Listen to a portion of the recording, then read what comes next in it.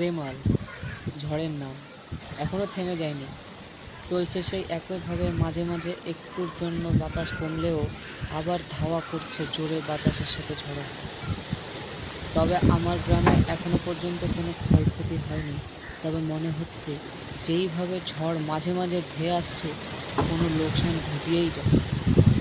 তোমরা দেখতেই পাচ্ছ কীভাবে ঝড়ো হাওয়া বইছে এবং কীরকমভাবে গাছপালাগুলো মনে হচ্ছে ভেঙে পড়ে যাবে। বৃষ্টিও চলছে সকাল থেকে।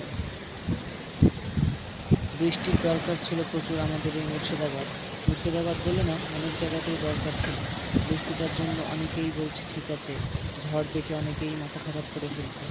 নিউজে যেভাবে বলছে কারোর যদি কাঁচা বাড়ি থাকে তাহলে তারা যেন পাকা বাড়িতে আশ্রয় নেয়। তারা কি করছে এখন, তাদের মনের মধ্যে কি আশঙ্কা চলছে, ঝড় দেখে সকলেরই ভয় লাগে।